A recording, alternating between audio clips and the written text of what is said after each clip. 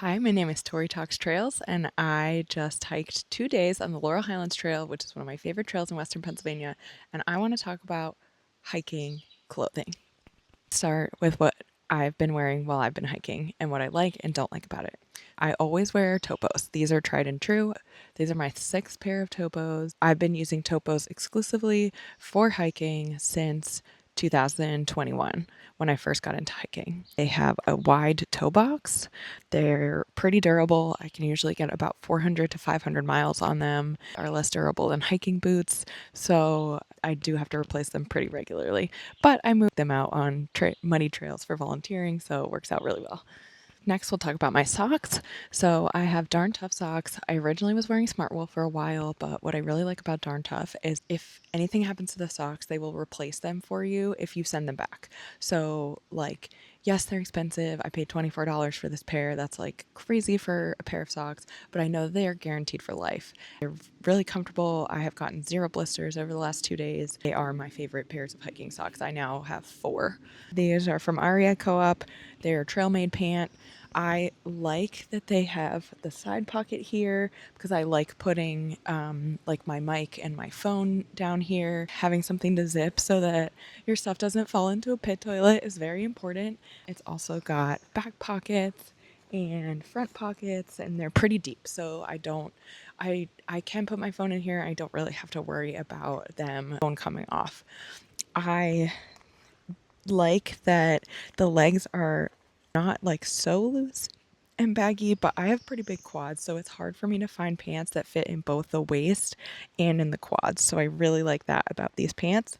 I'm super into the color. What I don't like is that sometimes when you're walking, if you don't zip your fly all the way up and make sure it's in place, sometimes it comes down while you're walking. And I learned that when I was guiding a hike with my fly down. So that's not super fun. I also have the waist tie, which is really nice because, like I said, it's hard for me to find pants that fit in both the quad and the waist. So I can tie these at the waist and they fit a little bit better. If I wanted a belt, they do also have belt loops. Then let's talk about my long sleeve. So this is from Stio. It is a sun hoodie. I love the color. I use this sun hoodie when it's a little bit cooler. So temps have been 45 to probably like 65. So I'm not too hot in this. It's got a hood that goes all the way up, and it's got this neck. Wrestle with my ponytail. It's got this neck shield as well. As someone who gets sunburned a lot, my neck is a place that really gets sunburned, and so having this is a lot better. I will say if it's anything warmer than like 70, I don't want a hoodie that is this thick, and I will usually switch to a different sun hoodie. But this is one of my favorites. It's also got the thumb holes, so it can keep your hands warm. A little bit. I mean, obviously not your fingers, but like I do like the thumb holes. Let's talk about my favorite hiking shirt. So this is from Columbia.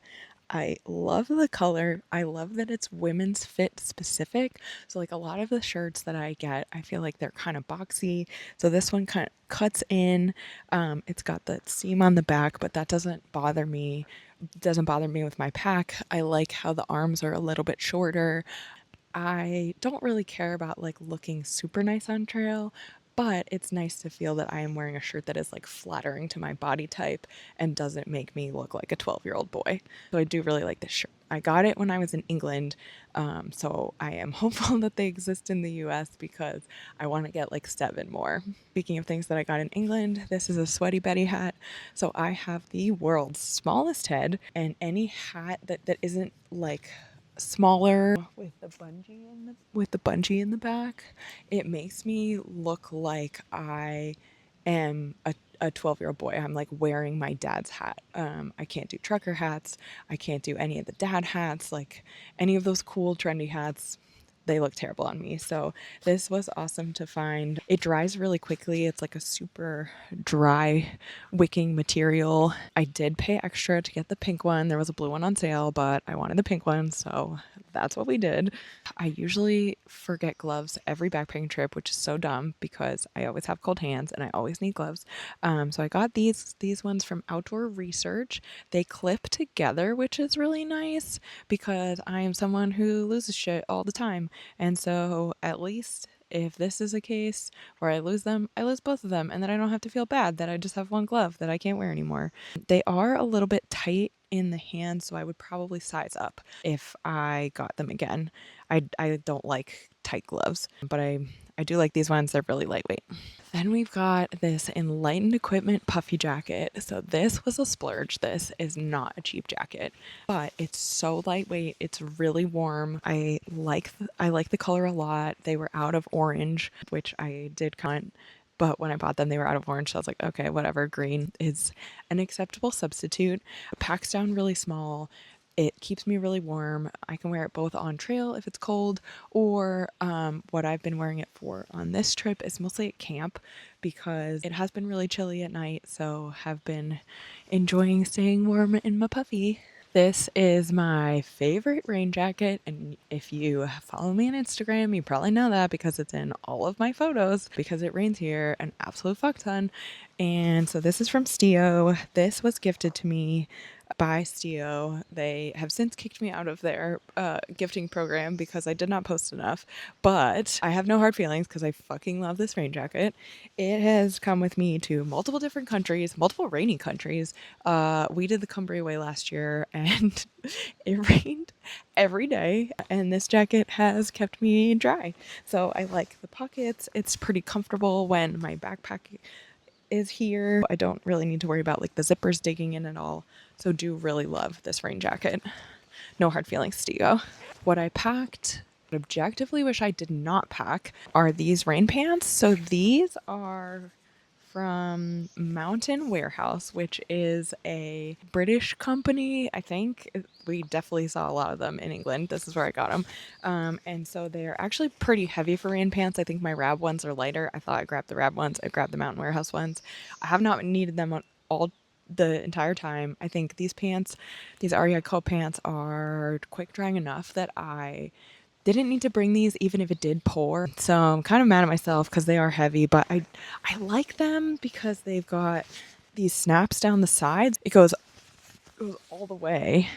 So you actually don't have to take your shoes off to put them on and off, which that is a game changer if it starts pouring super quickly.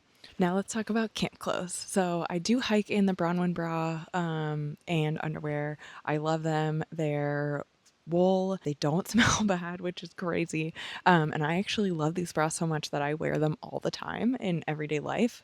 That's what I wear all the time, camp or no camp. And I usually bring so we're doing 3 days, 2 nights, one bra, 2 pairs of underwear. That's it.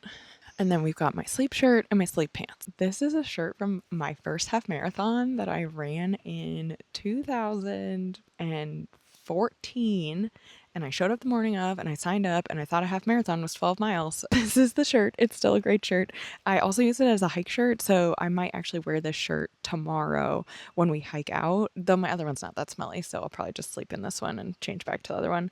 And then I have these MeUndies joggers, which these were not my first choice for pants. But I packed late and I was running late and I could not find what I normally wear in camp is my Uniqlo. They have like thermal leggings. They are so light and they're super comfy and they're not see-through, which I feel like a lot of the like camp leggings that get sold for ultralight stuff are really see-through.